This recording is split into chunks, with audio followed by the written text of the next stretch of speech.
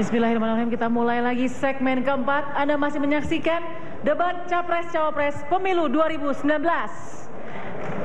Ya, kita berikan semangat karena dalam segmen ini akan kita lakukan sesi debat terbuka. Pasangan calon presiden dan wakil presiden akan mengajukan pertanyaan dan berinteraksi secara langsung. Pasangan calon presiden dan wakil presiden mendapatkan kesempatan yang sama untuk melempar pertanyaan sebagai pembuka debat, kemudian dijawab, ditanggapi, dan kemudian ditanggapi kembali. Perhatikan, durasi mengajukan pertanyaan hanya 2 menit, kemudian untuk menjawab juga 2 menit, dan saling menanggapi masing-masing 2 menit. Jadi total durasi kita untuk debat terbuka adalah 8 menit. Ini adalah sesi pertama dari debat terbuka. Kami sebagai moderator bertugas mengawal jalannya debat agar berjalan dengan tertib dan juga mengingatkan saat waktunya harus bergantian.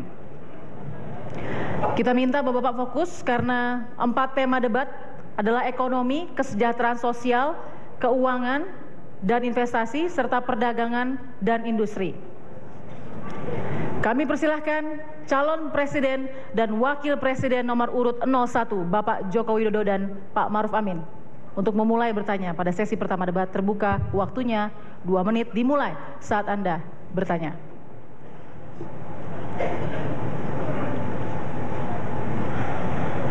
Pertanyaan kami singkat. Apa yang akan Bapak Prabowo lakukan dalam rangka pengembangan ekonomi digital, dalam hal ini pengembangan e-sport, Mobile Legends ke depan? Baik, masih ada 1 menit 35 detik, silakan. Cukup. Cukup. Baik, silakan pasangan calon presiden dan wakil presiden nomor urut 02, Bapak Prabowo dan Sandiaga, untuk menjawab. Durasi 2 menit dimulai dari berbicara. You wanna test your vice president? Oke. Terima kasih Pak Presiden. E-sports merupakan salah satu sektor yang sangat berkembang seiring dengan pengembangan digital economy dan banyak sekali peminatnya. Mobile Legends salah satunya, dan saya rasa kita memiliki peluang untuk menciptakan produk-produk yang betul-betul menguasai pasar dunia. Karena sektor ekonomi kreatif ini, para anak-anak muda milenial Indonesia ini hebat-hebat sekali. Saya keliling ke seluruh wilayah Indonesia, mereka menanamkan satu optimisme. Saya sebutnya sebagai generasi pop. Mereka positif, optimis, dan produktif. Nah, strategi kami sangat jelas. Kembali kepada entrepreneurship. Dan kunci pemerintah adalah memfasilitasi. Karena kita tidak terlalu bisa meregulasi industri yang sangat cepat berkembang. Dan akhirnya ujungnya untuk apa? Untuk kesejahteraan rakyat dengan membuka lapangan kerja yang seluas-luasnya. Jangan sampai Indonesia yang tentunya dengan pasar yang sangat besar ini hanya fokus untuk diserbu oleh produk-produk impor, termasuk produk-produk e-sports. Dan kami akan memfasilitasi pemerintah bekerja sama dengan Rumah Siap Kerja untuk Anak Muda yang kami luncurkan kemarin. Kita akan membuat satu event-event pelatihan agar kita juga punya juara-juara dunia, tapi jangan sampai e-sports itu bisa mempengaruhi tentunya generasi ke depan kita tidak memiliki akhlakul yang karimah. Nah, oleh karena itu kami fokus pengembangan ekosistem ini berbasis ekonomi digital haruslah berujung kepada peluang lapangan pekerjaan bagi anak-anak muda. Rumah Siap Kerja untuk Anak Muda siap mengembangkan dan langsung konkret memberikan strategi khusus pengembangan e-sports. Tahan.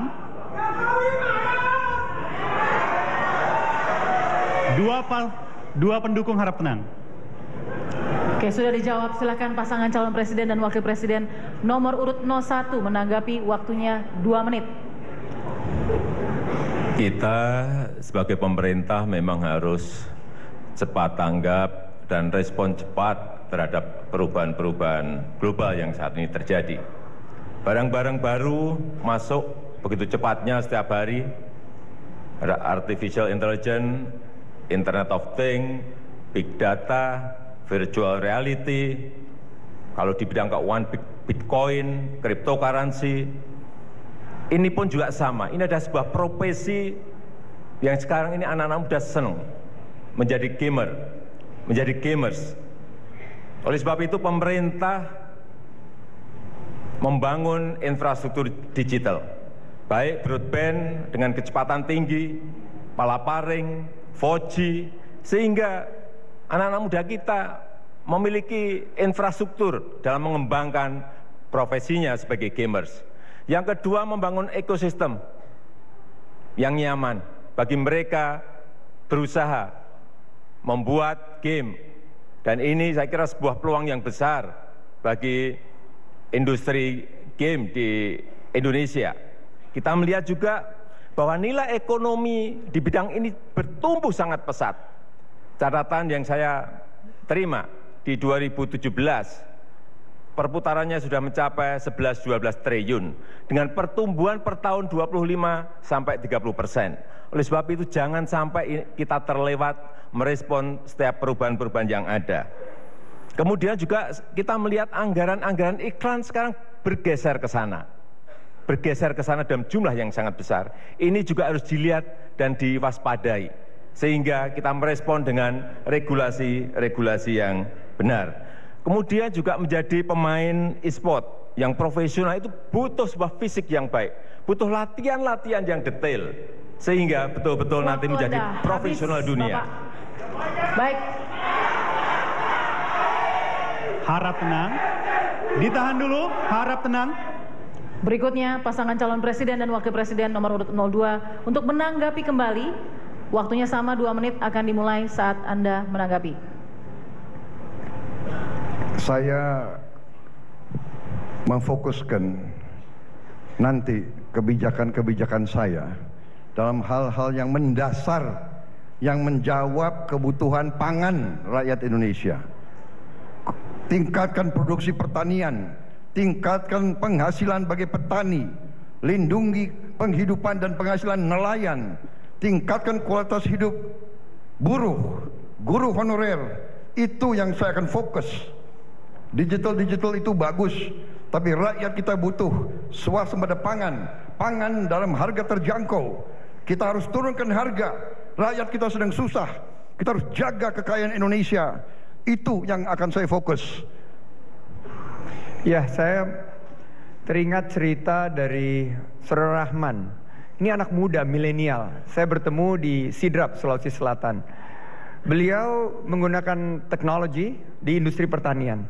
Dan waktu bertugas di DKI, perusahaan milik daerah BUMD Food Station membeli beras dari milenial-milenial yang sekarang masuk ke industri pertanian. Saya kagum, mereka memiliki komitmen. Banyak yang menyatakan bahwa milenial ini ya pasti akan ke kota meninggalkan pedesaan. Ternyata banyak sekali milenial-milenial seperti Rahman. Bersama Prabowo Sandi kita akan ciptakan Rahman-Rahman lain, Rahman-Rahman baru di seluruh wilayah Indonesia. Kita harus mampu anak-anak muda ini dengan teknologi digital, teknologi yang berkaitan dengan pertanian, mekanisasi, mereka bisa meningkatkan produktivitas daripada sektor pertanian kita.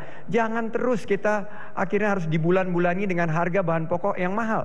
Tapi kita juga pada satu saat harus bermimpi bahwa kita bisa mengekspor pangan. Sudah saatnya, wes wayahe, Indonesia harus menjadi kekuatan ekonomi pangan dan kekuatan energi dunia. Terima kasih. Baik, waktu habis. Silakan memberikan semangat. Silakan. Harap tenang. Sesi pertama telah selesai. Harap tenang terlebih dahulu. Kita masuk.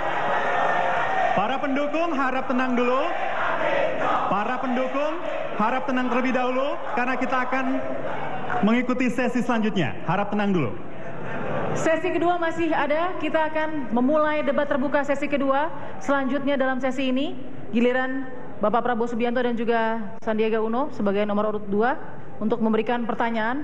Waktu kami persilahkan 2 menit akan dimulai saat Anda bertanya. Silakan. Pak Jokowi yang saya hormati, kami mengapresiasi fokus terhadap ekonomi digital dan kami sepakat.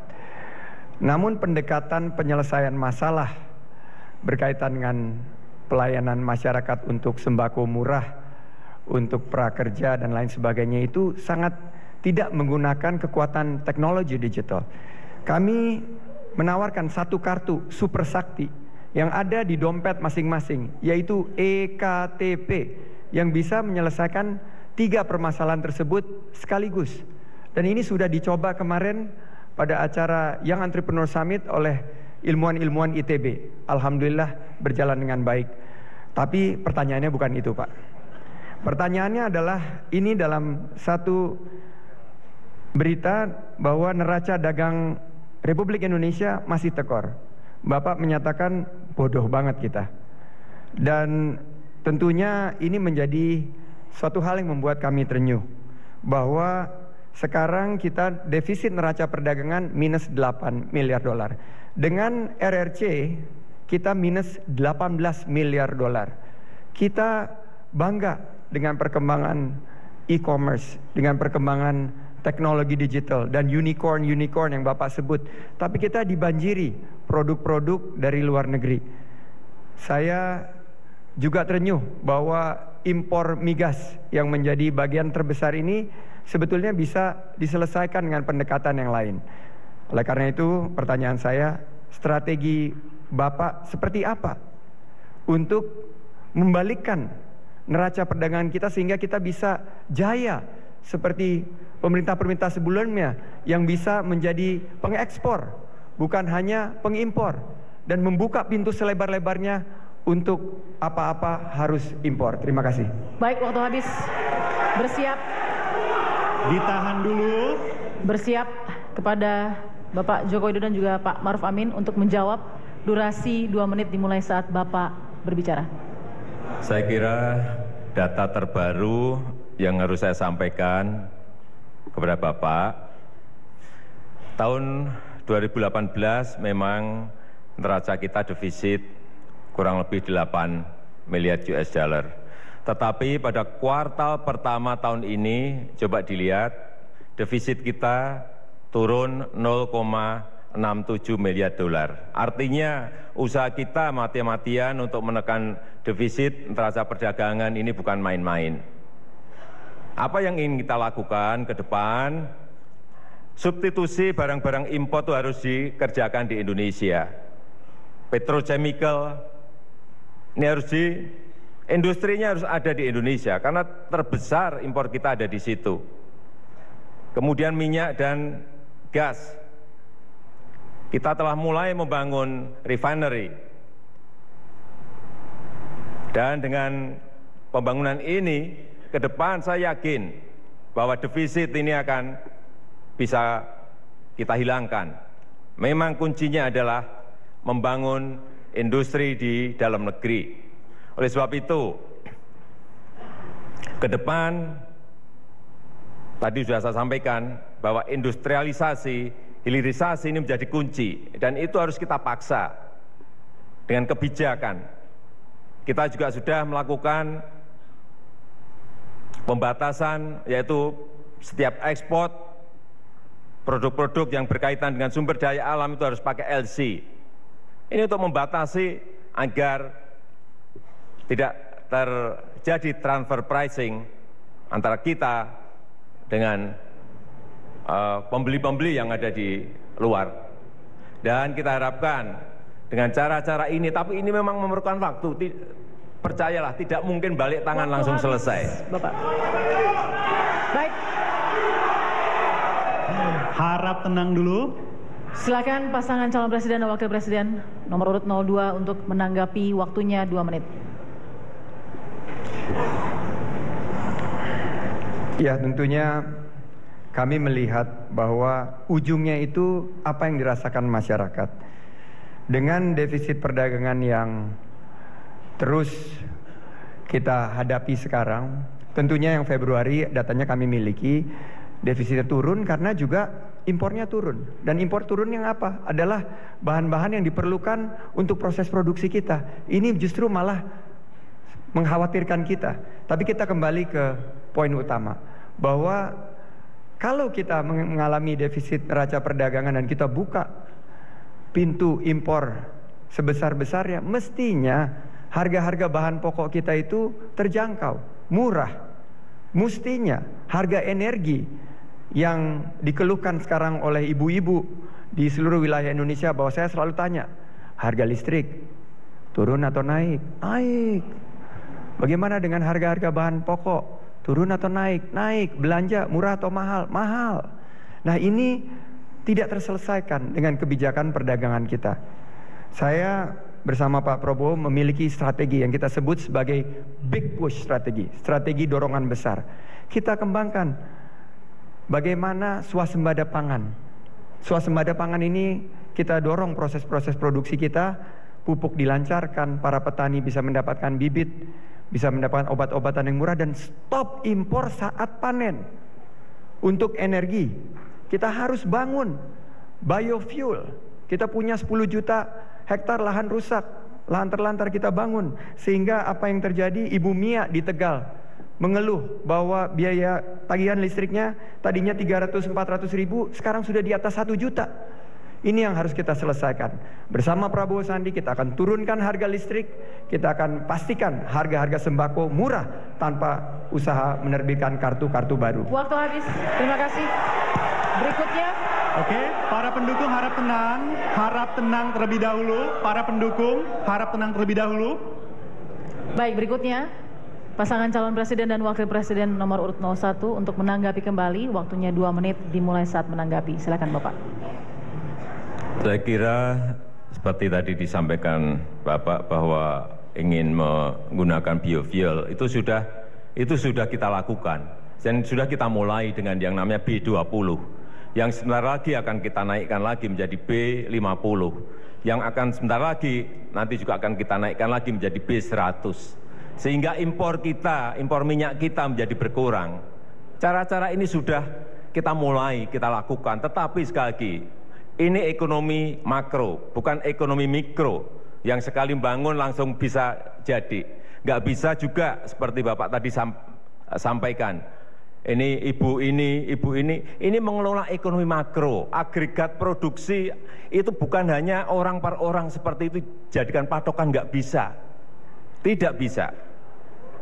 Kita harus ngerti bahwa yang namanya ekonomi makro itu agregat produksi dan sisi permintaan. Sekali lagi, ini harus kita ngerti. Bukan ekonomi mikro yang kita bicarakan ini ekonomi negara. Jadi sangat berbeda sekali. Kita harus ngerti dari sisi supply, dari sisi demandnya secara garis besar seperti apa, harus betul-betul harus memakai angka-angka yang didasarkan dari data-data dan dari survei-survei. Tidak mungkin kita melakukan kebijakan hanya berdasarkan 1 atau 2 orang atau 3 orang yang menyampaikan keluhan kepada Bapak, dan itu sering Bapak sampaikan sebagai contoh-contoh terus-menerus. Saya kira dalam mengelola ekonomi makro tidak bisa seperti itu menurut saya. Pengalaman saya tidak bisa seperti itu. Cukup Bapak, masih ada waktu? Mau ditambahkan? Baik. Baik, kita beri tepuk tangan yang meriah para pendukung.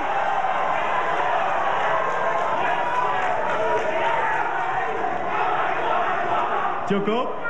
Harap baik. tenang, cukup.